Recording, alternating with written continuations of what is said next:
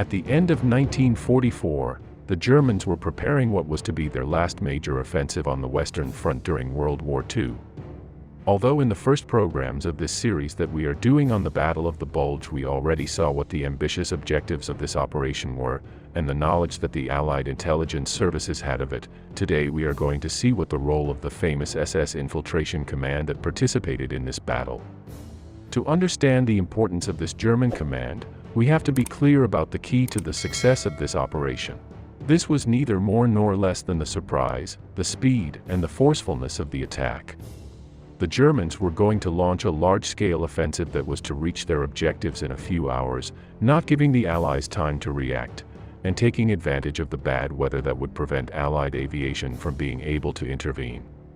The main objective of this operation was to reach the city of Antwerp, with which it would be possible to conquer this important Allied port in which they unloaded a large part of their supplies.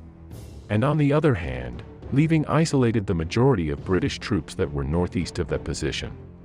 To get there, the German armies had to travel about 160 kilometers from their starting positions. During this journey there were dozens of rivers of greater or lesser volume that the Germans had to cross to reach Antwerp. Because the advance had to be made in the shortest possible time, they could not afford to waste time building artificial bridges, so capturing the original bridges intact was paramount.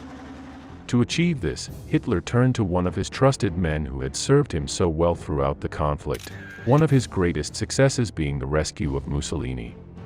Thus, on October 21st, Hitler summoned Skorzeny to his headquarters in East Prussia, to hold a long interview with him, in which he would be informed of the operation that was taking place. It should be noted that Skorzeny was informed of this attack even before future marshals Model or Rundstedt. This next mission is going to be the most important of his life, Hitler told Skorzeny. For this you will be one of the commanders of the 150 Panzer Brigade, and you will have unlimited powers to fulfill your mission. Ultimately, Hitler ended up promoting Skorzeny to lieutenant colonel. At this point, let's see the characteristics that the soldiers who were going to form this Infiltration Panzer Brigade had to meet. In the first place, most of the officers and non-commissioned officers of the German regular army, the Waffen-SS, the Kriegsmarine, and the Luftwaffe who knew how to speak English were ordered to report to a barracks north of Berlin, supposedly to perform interpreting duties. The term of interpreter functions was used, so as not to raise suspicions in the Allies if said transmission was intercepted, which was indeed the case. There, the level of English they had was checked and the best candidates were chosen. They were later told that they were to be part of a special unit called the 150th Panzer Brigade and were sworn to secrecy even after the war, on pain of death. They were all told that the proper development of their mission would be transcendental in the outcome of the war. In total about 2,500 men formed this brigade, being about 1,000 of them from the Heer, 500 from the Waffen-SS, 800 from the Luftwaffe and 200 from the Kriegsmarine. To equip them, thousands of American uniforms were collected from prison camps in Germany, as well as all kinds of captured material. To get the motorized material, the order was given to the High Command of the Western Army Group to find and deliver to the new Bavarian barracks where the training was going to take place, 15 tanks, 20 armored vehicles, 20 self-propelled guns, 100 jeeps, 40 motorcycles and 120 trucks owned by the Americans or the British.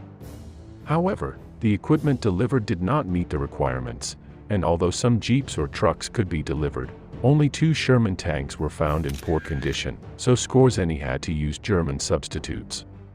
Specifically 5 Panther, 5 Stu G3 and 6 German armored vehicles were prepared to make it appear that they had been captured by the Allies and were now being used in their army.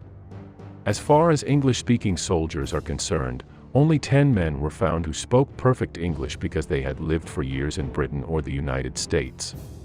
There were another 30 to 40 men who spoke English well but had no knowledge of the jargon, and another 120 to 150 who spoke English moderately well. Finally, another 200 soldiers spoke basic English that they had learned in school. By way of conclusion, we can say that there were very few soldiers who could actually hold a fluid conversation with the Allied troops without raising suspicions. Although the original idea was that this brigade would be made up of about 3,300, These limitations that they found in both men and material meant that it finally had to be made up of about 2,500. Since they had been mobilized at the end of October 1944, these soldiers would only have a few weeks to prepare for the mission.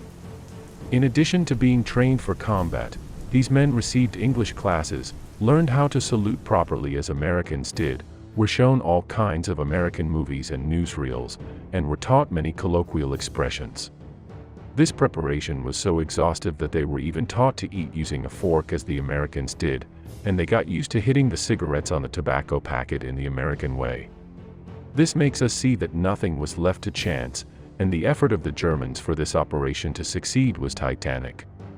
As the brigade prepared for action, rumors began to circulate that they were to be sent to the besieged cities of Dunkirk or Lorient, or whatever else was still holding out in the Allied rear. Others spoke of their goal as capturing Antwerp or even capturing the Supreme Allied Command in Paris, with Eisenhower in the lead. Little by little it spread among them that it was going to be an infiltration operation, and that since they had to fight pretending to be Americans, the penalty that awaited them if they were captured by the Allies would be death. This, added to the fact that they were given ampoules of cyanide, so that they would commit suicide before being interrogated, caused their morale to begin to drop. In an attempt to reassure them, they were told that an Allied commando had recently been captured behind German lines, and that they were to be given benign treatment, so they could expect the same from the Allies.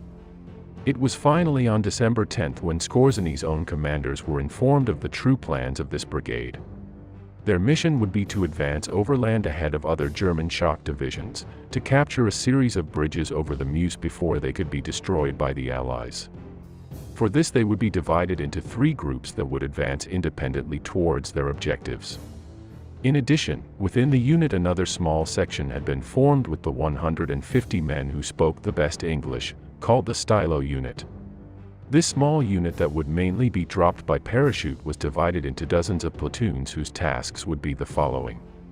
First of all, they were assigned to destroy bridges, ammunition depots, and fuel depots. They would also be responsible for conducting reconnaissance patrols on both sides of the Meuse River, transmitting false orders to U.S. units they encountered, reversing traffic signs, removing minefield warnings, as well as signaling other roads with warnings of non-existent mines. Finally, commando units would work closely with attacking units to disrupt the U.S. Army chain of command by destroying telephone wires and radio stations. Once the offensive began on December 16, the 150 SS Panzer Brigade was stuck behind the Leibstandard Division and the Hitlerjugend, which failed to achieve their stated objectives. Thus, once it was seen that it would be impossible to reach the Meuse River, the brigade had to give up its main objective, and fought as a normal unit of the German army. Regarding the Steilau Infiltration Commando, we have to say that it had a greater success, since it managed to unleash chaos in the enemy rear by changing signals, transmitting false information and generating a lot of confusion. However, they were of little use because the German armies never met their expectations of advance. Finally, 23 soldiers out of the original 150 were captured by the Americans and eventually 17 of them were executed as spies. And so far this program, in which I wanted to talk about this striking subject, this being the 3rd program in the series on the Battle of the Bulge that we are doing on the 78th anniversary. I leave you in the description the first 2 in which we talk about the objectives of this ambitious operation, and the second in which we talk about the knowledge that the Allies had about this attack. Thank you all for being a part of this community, and especially the sponsors who make this possible. Subscribe and share this program if you liked it, and see you in the next one. See you soon.